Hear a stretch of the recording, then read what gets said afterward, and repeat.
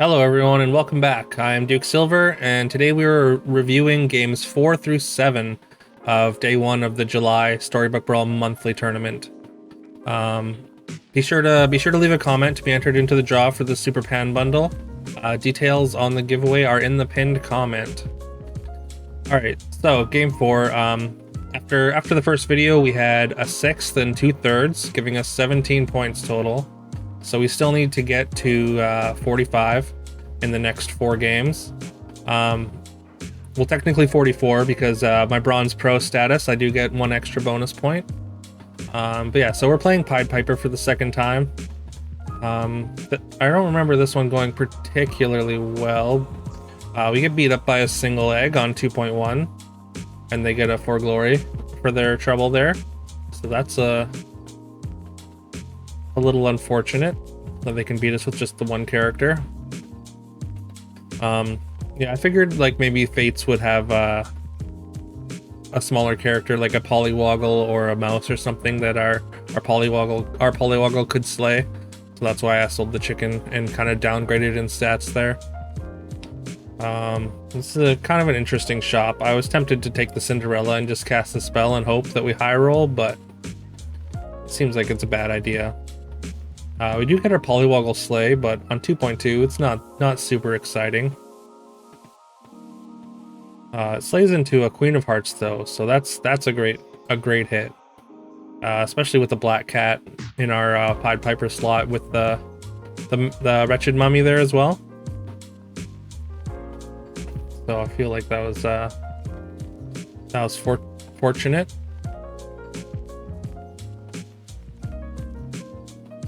Unfortunately, our things are too small, but our Queen of Hearts gets big enough to win the fight anyways. And then, yeah, I take the stag here. There's an argument for just taking the good witch here to put behind the stag, since I'm playing this mouse anyways, but I figure rolling for evil is probably better there. Even though these mummies are only 2/1s, I'm gonna put them behind the stag. And hopefully they're gonna be hopefully I'm gonna get the attack off and they'll be more effective. This opponent is taking experience on 3.1. It seems pretty ambitious. And we beat them pretty easily. I mean, I might have been a Genie's Wish or something, but if they spent 5 gold, then that's a big investment. In these competitive lobbies, I don't think you can spend 5 gold on 3.0 to or 3.1 even to buy that experience. Wish Upon a Star in particular, because your opponents are not going to be they're not going to just be buying random things. Like they're going to be building very cohesive boards early, so the chances of you winning that fight without that being a Genie's Wish is extremely low. We're gonna take the treasure map here. I mean, the sting is good. Like, I'd want to put this the Black Cat in the sting slot, but then the stags get a lot worse because it delays their attacks by a lot. So there's a way higher chance for them getting attacked into. So I figure I'll just take the treasure map here. I do have a blind mouse already, so if I can pair up that blind mouse or triple up that blind mouse and get a level 6 really early, then that's going to be a really big power spike.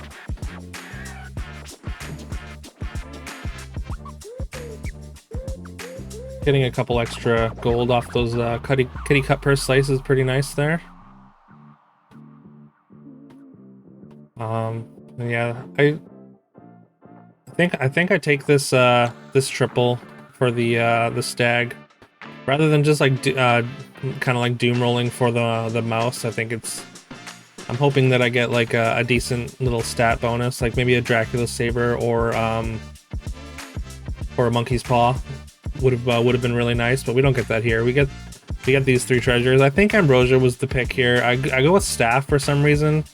I think my reasoning is that, like, if I can just get 2 higher levels, then Staff on Piper can be very good. It lets you build like a good boy comp pretty easily. Well, lets you find like good boys and bear steins and whatnot once you get to level 6 a lot easier.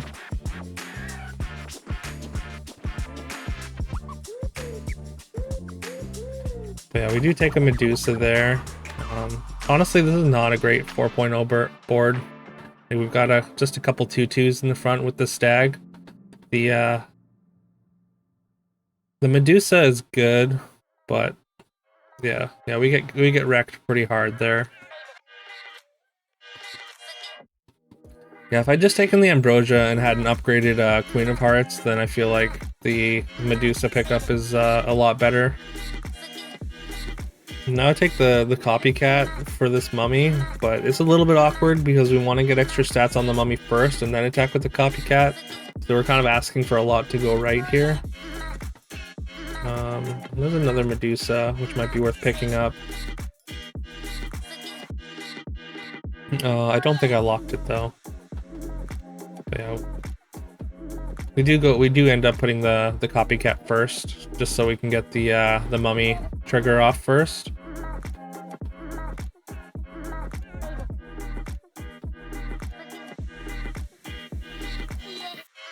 And yeah, we definitely needed the Medusa to go left there, but we do get we get the tie, so that's fine. Not losing health in that fight is very important, as we're really struggling to figure out exactly what we're doing. So yeah, I pick up another Medusa. It's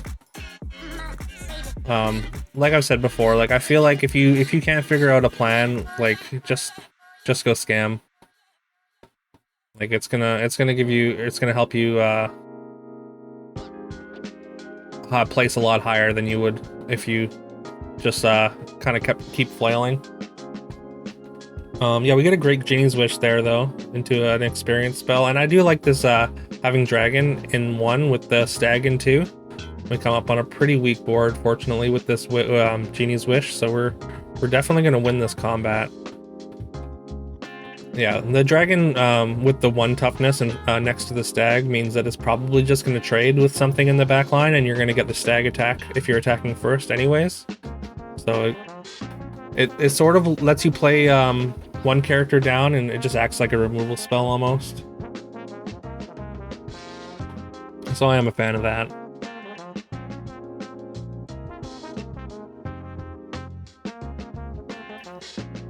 And yeah, if we're getting this Stag attack off, then Siren is very good in the back row here. Also, we're 2 experience ahead. So, I mean, I think it's 5.0 turns, so Southern Siren isn't exactly ahead of the curve, but unfortunately that our Dragon would have been really, really nice there if just to take out anything in the back row, but yeah, that Earthquake kind of gets us.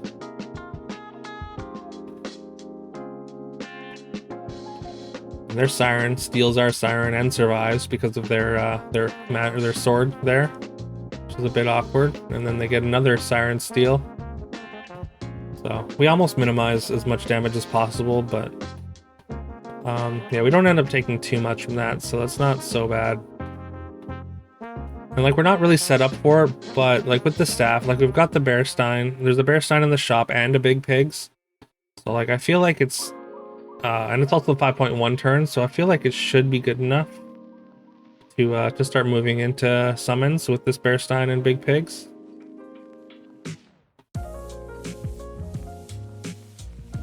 Positioning does get a little bit awkward, and I ditched the dragon there. We're in a spot where we're now more likely to see soul tax. Anyone with a fallen stars or Earthquake is gonna break up our dragon before it can attack anyways, so here I'm shelling because I want to cast the combat spell. Again, I just want to be strong. Like I just want to basically like not lose any more HP while I assemble the summons comp here. And this opponent has upgraded Ashwood, Echowood, and a Robinwood already on the 5.1 turn. So, and they get a Pigomorph off of their book there. But we steal their Robinwood, and then the Robinwood wins the combat for us. So I think that that lightning bolt did some work. So here I feel like I should have taken Sword of Fire and Ice. I did take the Hand of Midas because I figure if I can get this this Echo Golden immediately and then sell down for the baby bear, like that should be a decent amount of stats to kind of get me going in this comp.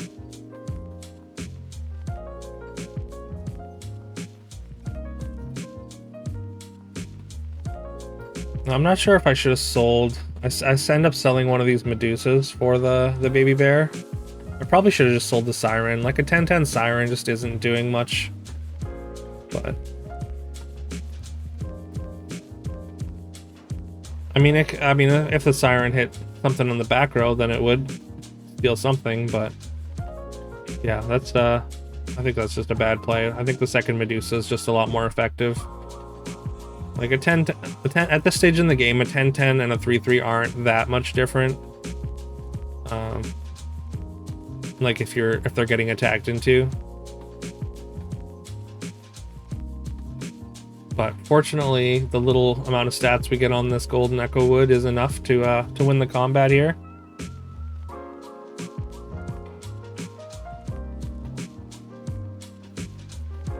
Then we get another big pigs. But I think I don't buy it, which I think is a mistake. Honestly, there's there's five fives and sixes here that can turn into sixes with the Masquerade Ball, which I locked. And I'm really hoping to like basically hit Ashwood and a Burning Tree out of those, but we hit neither, so we get kind of punished. And then I look at taking Pumpkin, which is probably not good enough either. Like it's not summoning animals. It's not great with the Bearstein comp. I don't really have a great setup for Pumpkin even.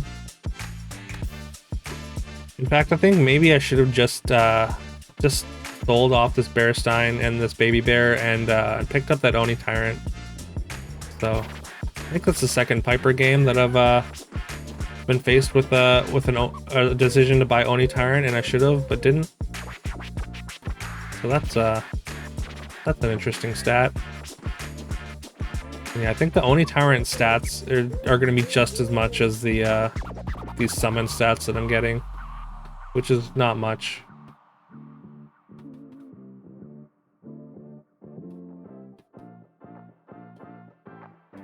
They've got an Echo Wood in the Ambrosia slot, so they're kind of on the same plan as me, except they're closer to something real, something resembling a real comp than I am.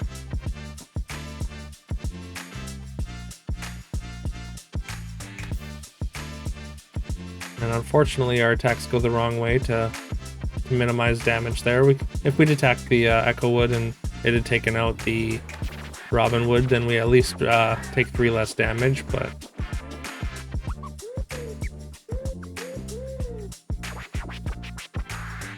yeah, I feel like I played this game really, really poorly. There's an Ashwood and another Pumpkin. It's too late to just take the Ashwood without any other tree, without a burning tree. I guess taking the Pumpkin is maybe fine, but I need to decide whether I'm Pumpkin or summons. I needed to decide like 3 or 4 turns ago.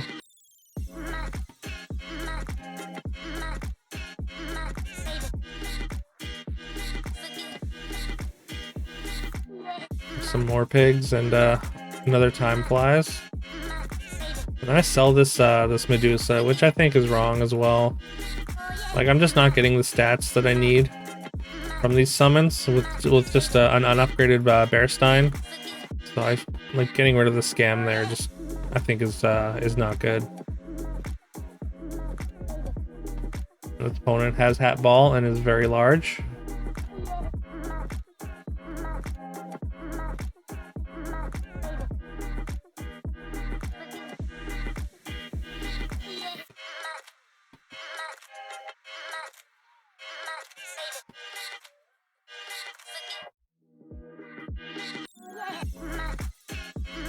Like, we almost have the stats to get there. Almost.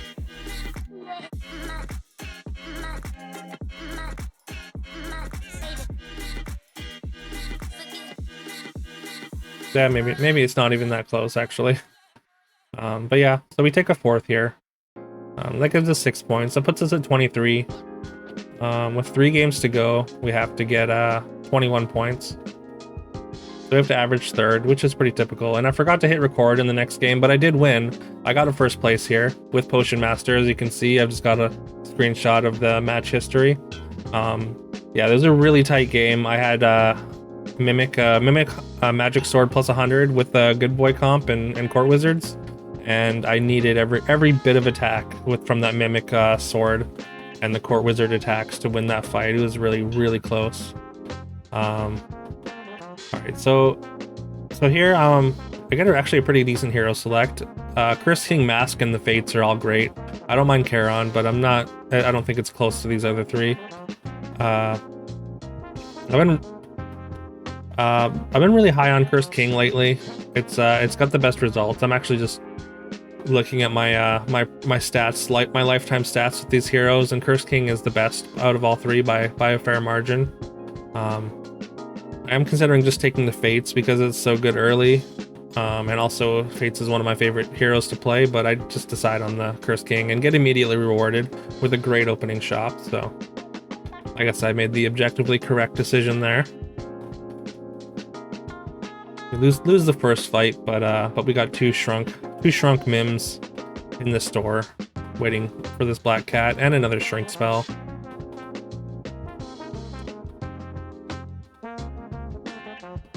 So that's pretty good. This isn't a bad shop either. I don't think I lock it, but like being able to shard one of the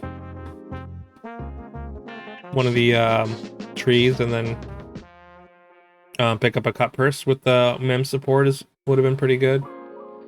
But we get honestly maybe a better shop. We just cycled the chicken and we get to triple this Mim, and we've got the Sure Shot plus Lonely Prince combo here. And I'm gonna take a Book of Heroes out of these. Ring of Meteors is not good with my comp. Runestones is probably fine, but I mean I've got this Crafty, so like not that the Crafty is super important or anything. And I could sell the Crafty just to upgrade to a 5/5, but I figure having a 4/4 on board and being able to buy a 5/5 for 2 next turn is probably going to be just as good, or maybe better. It lets me fill up my board, and yeah, yeah, I like that. A little awkward that the spell we have to cast here is Falling Stars rather than just take 3, but which means we're going to lose 1/2 of the Black Cat and we're going to lose the Sure Shot. So we're just going to position in a way that that does the least amount of damage to our comp.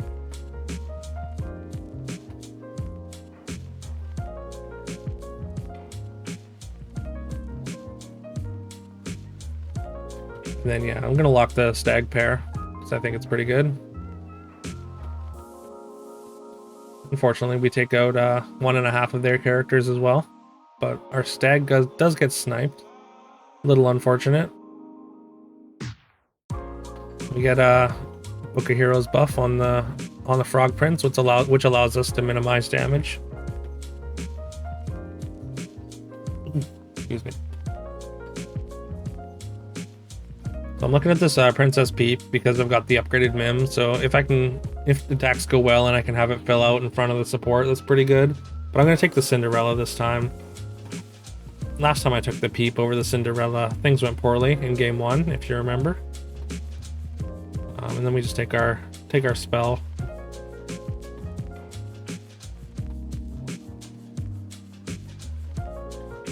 And we get a Stag attack off here.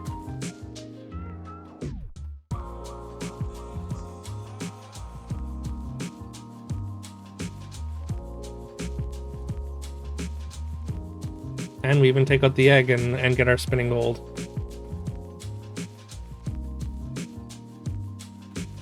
All right, on 3.2, I don't mind. There's a pair of vampires, but I don't really want to invest in that particularly. So I'm gonna take the lucky because it could give us some economy in the next turn. And I'm gonna take an ancient sarcophagus, which I've only got a couple evil characters here, but I think it's just better than the other offerings there. And I'm gonna take the vampire because I have the sarcophagus now. And also there's a spell in the shop. I don't really want to put an extra stat on the Mim or the Black Cat.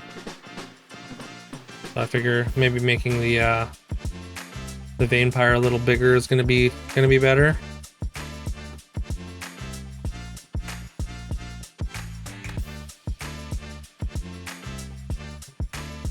And although the crafty is bigger than some of the other characters here, I'm gonna sit it just because I don't think it provides as much value as some of the other things here. We get a Book of Heroes buff on the Sure Shot, which does save it from dying there.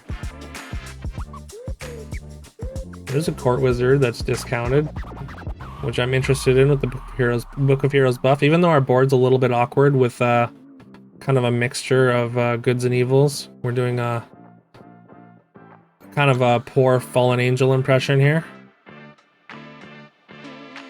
I'm pretty happy to just pick up another Black Cat here with the sarcophagus and this Queen of Hearts that we just got. And we still need to cast a spell, so that plus 10 attack is looking pretty good on the Court Wizard. Also worth mentioning that Queen of Hearts is a royal, so if it gets attacked into, we get an attack off of that.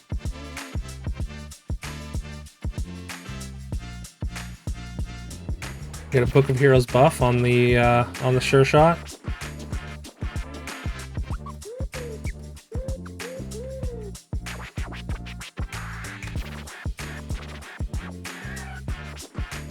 Good sarcophagus shot there, and a Book of Heroes buff on the Court Wizard. So pretty good fight there.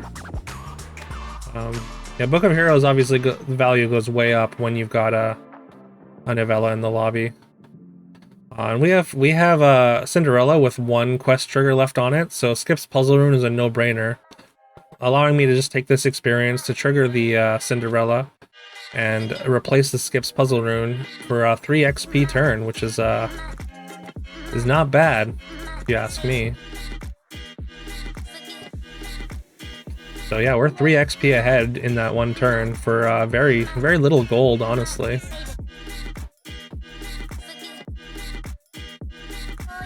There's an 8/8 crafty in the shop. Not exactly what I want on this board though, as at least 2 of my treasures care about the alignment of the characters.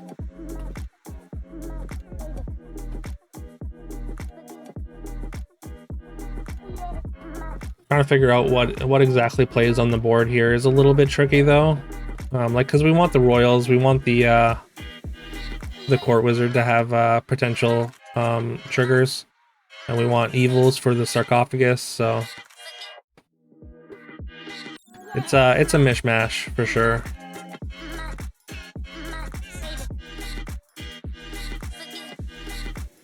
Yeah, I end up with the Sure Shot in 3 supported, hoping that's something, but that first mummy attack kind of puts an end to any hopes for that doing anything. I mean, we got a ranged attack off with the Court Wizard, so it's not completely fruitless, I guess. We win that combat.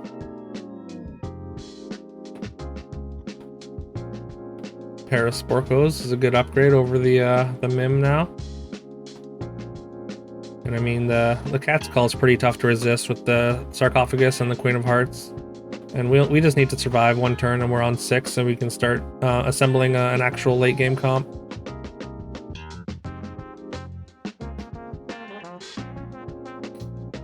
Trying to figure out what I should be playing here. I mean, the Stag has a couple of Book of Heroes buffs on it, so the The extra toughness makes me want to play it over the sure shot.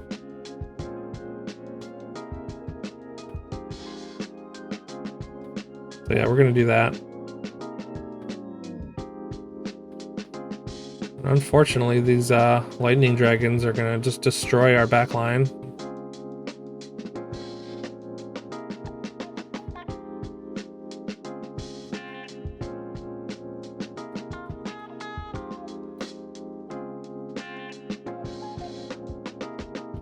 Yeah, because they take out our entire backline with the dragons, these cats are just gonna barely not be able to get it done.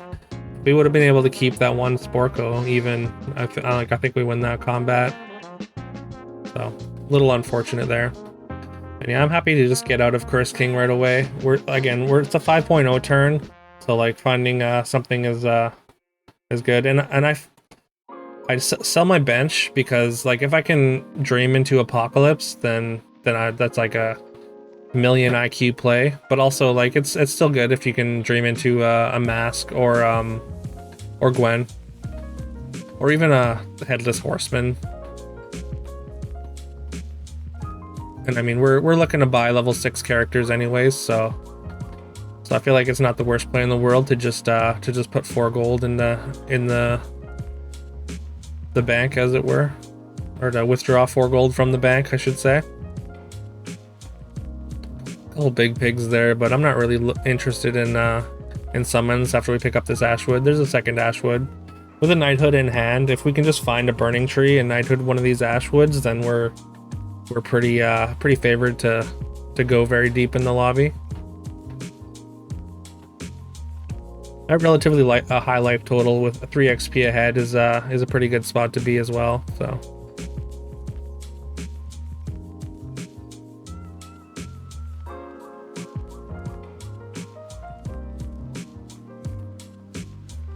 They get a fair amount of Geppetto stats off of that Peep and these and this Vulture scaling off of them, so we're gonna lose this combat just barely.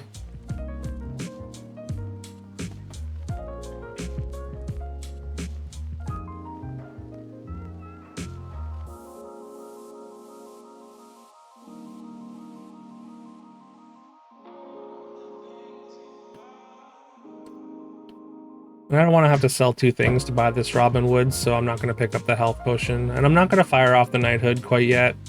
Because I have a pair of Ashwoods, if I find a third one, I'd rather just triple it.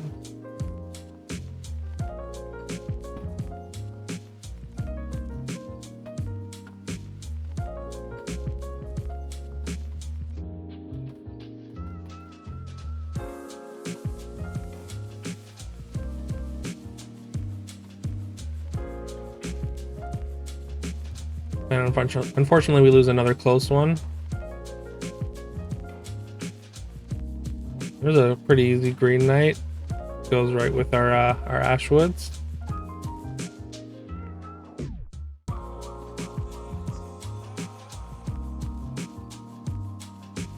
Thinking about Hercules there. Like I can replace the Black Cat, but I feel like I really just want to assemble some trees here. There's nothing left that I can get if I keep rolling, so I'm just gonna sell for this Rotten Apple Tree, which is just gonna be an improvement over this this Black Cat.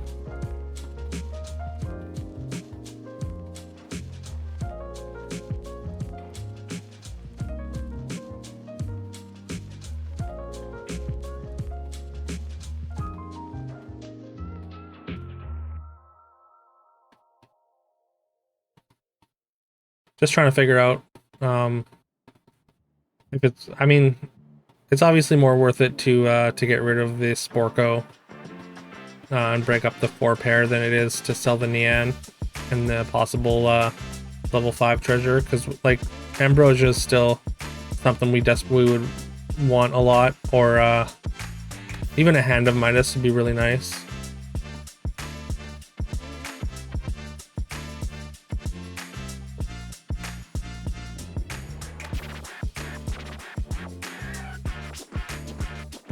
And they get a Pigomorph off of their book.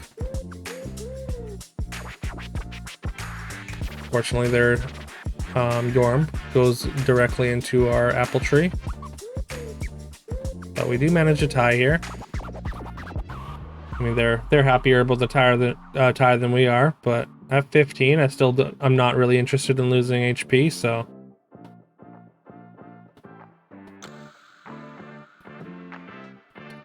And yeah, we've been rolling for a few turns without really finding the pieces for the trees that we want. So, as I've been saying, I'm gonna keep 1 foot in scam here, and it's gonna be a big foot. Yeah, I think I'm gonna fire off the knighthood on this pumpkin, just to make myself a lot stronger immediately. Rather than like waiting and hoping that I find a tree piece that I want a knighthood, because things are getting pretty dicey. Everyone's getting pretty low. We're against one of the top boards, Zelhua. I think it's a 6.0 turn now, so they've probably taken experience. So they've probably been on 6 for a couple turns. I think I need to like get stronger immediately. So I'm gonna knighthood this pumpkin. I did wait till the last second because I was thinking real hard about it, but I think it's a fine call. I think it's just too greedy to wait. But our opponent immediately Pickamorphs our golden pumpkin, so they're pretty happy about that.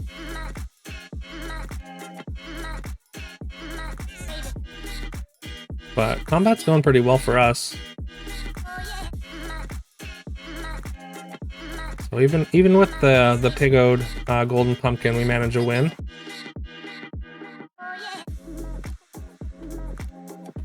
And yeah, we're down to the last few turns. Like, people are gonna start dropping like flies in these combats. I think it's just important to cast combat spells and try and win these last few combats and place as high as possible. Again, I feel like doom rolling just to try and hit your triples is a recipe for going last, or for dropping spots rather than just playing for your strength immediately.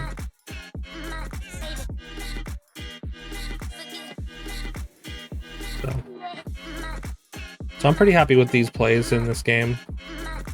So we find an opposing tree player. Vela has managed to turn their comp into a pretty sizable trees comp. Although they haven't found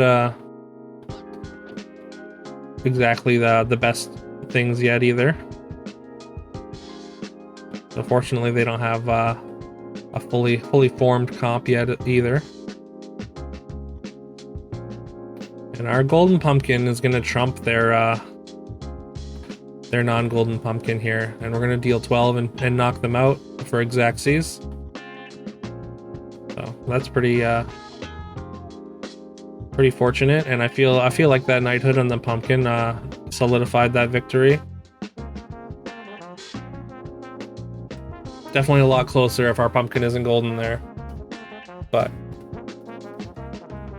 And then we triple this Robin Wood. And we've got Ambrosia, Monkey's Paw, or Evil Eye here. Evil Eye would just give us some extra attack with our Ashwoods, which is fine. Monkey's Paw is good with the pumpkin, and I'm gonna choose the Monkey's Paw. I could take Ambrosia and just put one of the Ashwoods in the Ambrosia slot, but that makes our positioning a little bit awkward. It means that we're gonna have to put the Robin Wood in 1 and the Green Knight in 5 and the other Ashwood in 2, and then hope that we have something better to replace with. But I do take the Monkey's Paw because it's going to be better for our pumpkin. We're going to spawn our golden characters with more stats, and I'm going to just trade this Nian for a pair of rotten apple trees. Which is like functionally the same. It's a pair of 5s, but the apple tree plays on board if we triple it, for sure. So that's the sort of minor upgrade we make there.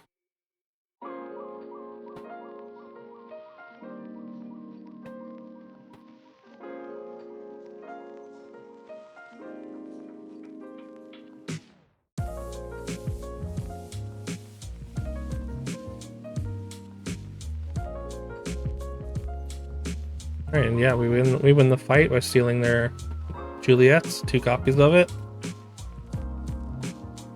So we're down to top 2 now. And Gwen doesn't have a hero power anymore, so I might as well just switch.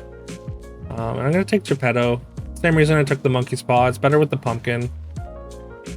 And like Burning Tree is just not showing up. I still can't take the Echo Wood. And there's Burning Tree. Right at the last possible second. And I am gonna play the Burning Tree over the Apple Wood or the Apple Tree. I think they're both like pretty defensible. Actually, honestly, Rotten Apple Tree is probably better here. I mean, it's not better if it has to attack, but it's better against larger units. Whereas if they have a bunch of smaller characters, the Burning Tree is better. But we have enough stats here that we're able to take them down pretty handily, honestly. And getting those summons out of the pumpkin is great. So yeah, with the first place in a row, that puts me at 43 points. And I have the 1 pro point from Bronze Pro status. The lowest amount of points you can get from our final lobby is 1, so we are effectively locked for day 2 at this point. So that's exciting. And because of that, we did get put into a 6-person lobby for the last lobby of the day. I think they took a bunch of people that were locked for day 2 already and put them in there. And yeah, so I can just kind of pick whatever, and this game isn't all that important, so I'm gonna pick Peter Pants over the Fates, even though I wouldn't normally.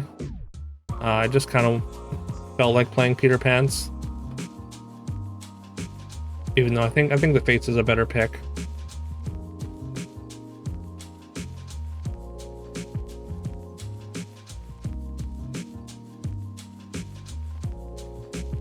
And yeah, fortunately this lobby is a little bit shorter, because it's 6 people and 2 bots, so we get a decent opening shop here. I think it's fine to just play that and lock. We don't get any 3s on turn 2, which is a little unfortunate, but I think the 2-1 range into the 5-5 and then the +3/+3 on the range is pretty good. Even more so since we're against the Jax Giant bot.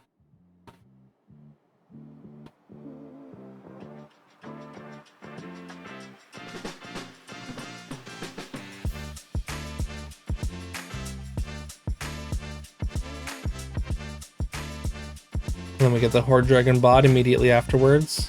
We're about to go into level 3, so we're gonna get the +1/+1 to everything in the shop. So I don't really want to pick up I kind of want to pick up a donkey, but like I want to get another +1/+1 onto it. So I think it's just lucky plus spell here. Also, I don't mind taking lucky early on Pants as well.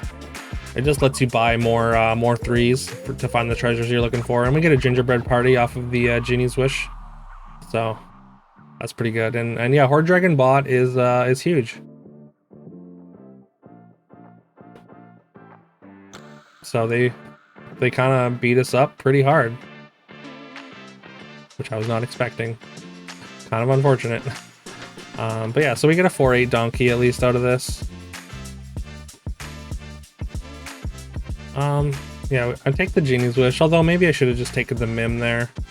Probably just a safer buy. Yeah, I'm gonna lock this this TLK, trying to get a level 4 immediately to get ahead is something that I'm pretty happy to do. Although this opponent has already got like a very big Shadow Assassin that beats us up pretty hard. Getting 3 level 3s already on 3.0 is something. And I'm gonna sell the Sure Shot for this Unicorn and lock the TLK for 1 more turn. It's just an upgrade to our board, and then I'm not playing down a character. I mean, since I got the free dwarf, then buying the other dwarves just made sense to me at the time.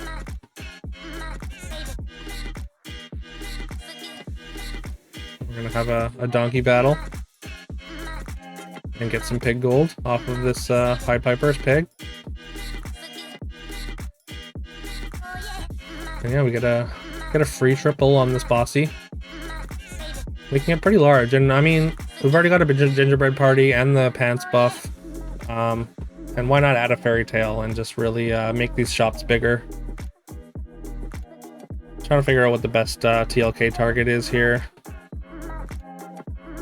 I think I like hitting the donkey there. The godmother not the greatest hit, but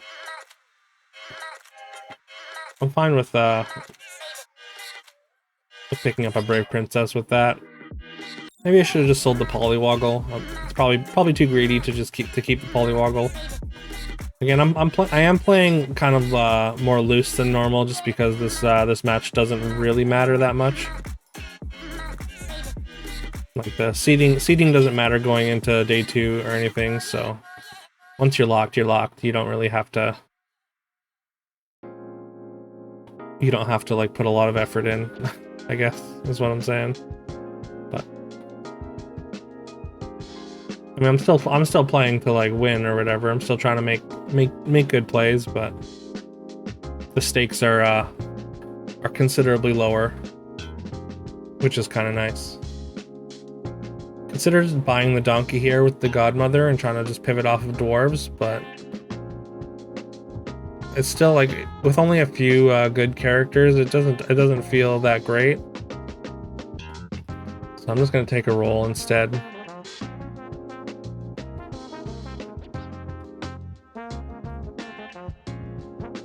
Yeah, I don't know. It might have been right to just take the donkey and then get off of these dwarves. Get some extra toughness on my brave princess and hope that it gets a slay. But then we see this 16/16 doubly. And I mean, that's pretty tough to resist. I think they're getting +5/+5 to the shop now because of 2 pants buffs, fairy tale, princess white, and a gingerbread party. So we're getting quite a bit of stats out of these doublies. So when we combine them, they're going to be quite large.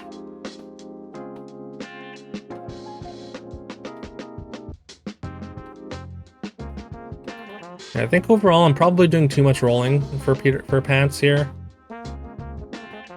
We do get another slay off the brave princess though. We win this fight pretty handily. I feel like some of the other players are not necessarily going all out in the same manner that I am. They're playing a little looser because they're locked, I think. Because some of the boards are a little bit weaker than what I've become accustomed to throughout the day.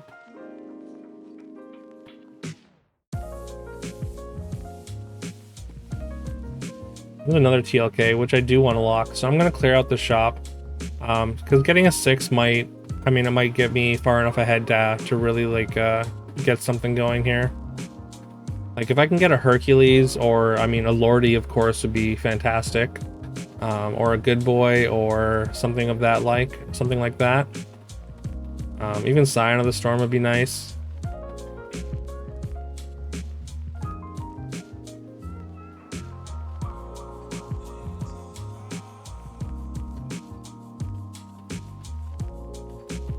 Unfortunately, the Baba Yaga is just not. We're not positioned to take advantage of it well enough. We win another fight with 3 characters. Not bad.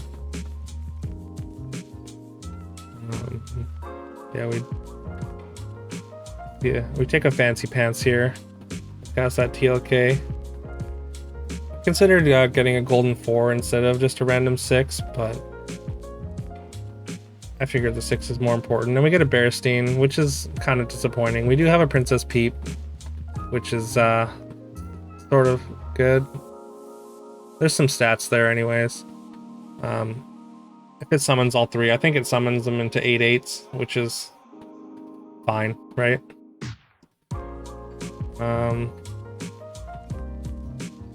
Honestly, most of these are pretty underwhelming on this board. I'm just gonna take the puzzle rune. It represents 2 extra health, and I can find triples relatively easily. Also, it kind of acts as a sort of mini ginger party. 2/3 of a fairy tale. And there we get a triply. And yeah, it's pretty big. It's a 40/40. And then we could get rid of this puzzle rune immediately.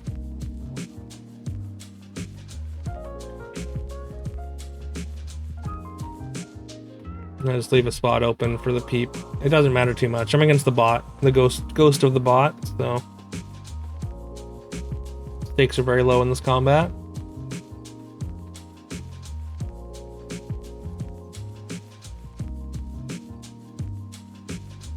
There's another Princess Peep. It's a 3-pair. And it does some things with Robin Wood, of course.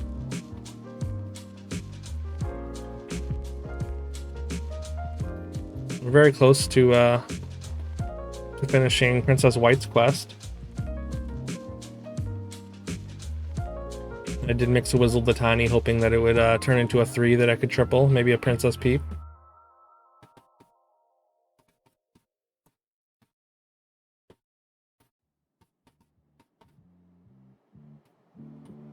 We get a shrink out of that Genie's Wish. There's a fake pair in the shop, so I'm just gonna ignore that.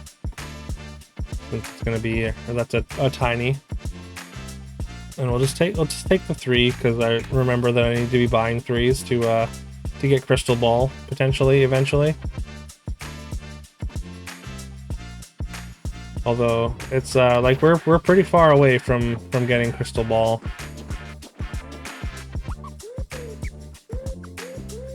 Pretty far away from being able to even use it effectively. We've kind of focused maybe too much on these dwarves. But, I mean, we're second in the lobby, so we're not doing too bad. I mean, the bots are both dead now. We got 2 players that are gonna go out pretty quick.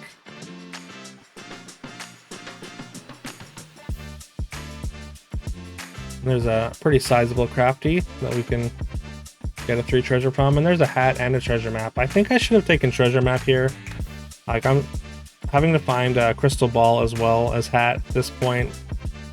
Feels like it's a lot. Like, I feel like I should have just gone for a treasure map and tried to like hit something like get even like triple a couple 3s into an ambrosia or something, and then maybe this Bearstein actually produces some characters that are worthwhile.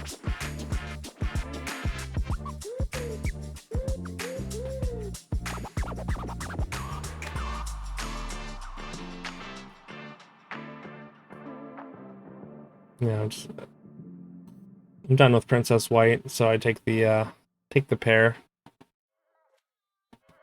Yeah. Somehow they have tripled every single 5 in the game already. I'm pretty sure this is the 5.0 turn. So they are high rolling to say the least. We take a lot of damage here. I'm stealing our 2 of our golden characters, and hitting us in the face with them is pretty rude, honestly.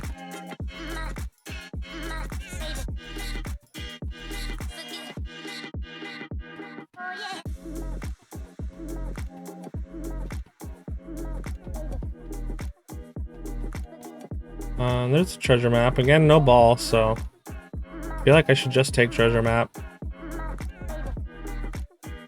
But I do take the Cursed Throne. Just tunnel visioning.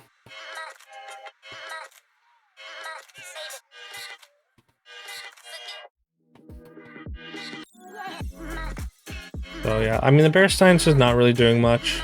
We got a Green Knight, which is better. Not exactly what we wanted here. I mean, it makes our tripling nice and big, which is not nothing.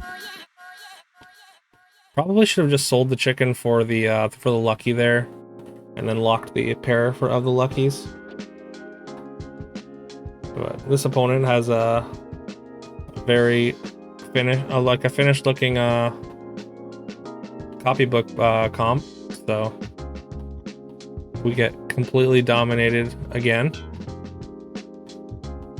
Little unfortunate. They're again, this is a 5.1 turn. They've got hat, fork, wand, plus multiple golden copycats, 140 power spellweaver, 100 wizard's familiar. So yeah, it just didn't really come together. But we get 4th, which is worth 4 points in the 6-person lobby. But yeah, we're qualified for day 2 anyways. So in the end, this loss was fine to take. But yeah, so thanks everyone for watching. That's my day 1 games. I'll be posting my day 2 games, which went considerably worse. But I will say that even though the games went very poorly on day 2, I did manage to somehow get 63rd, and so that's top 64, which is 4 pro points, which makes me a silver pro now. So, hooray! I get 5 extra points on tournament days. So that's exciting. But yeah, so again, thanks for watching. Leave a like, subscribe if you haven't already. It really helps the channel. Leave a comment to be entered into the giveaway for a Sleeper Pan bundle. The draw will be happening Friday, August 5th, so get your comment in before 11:59 p.m. on August 4th to be entered into that. If you're subscribed, you will be entered twice, and details are in the pinned comment. And yeah. It'll be a couple days before I post day 2. Still figuring out exactly what I want to do with that. These videos are really long and not necessarily for everyone, so I might be looking at a different format for that. But yeah, I'll see you tomorrow.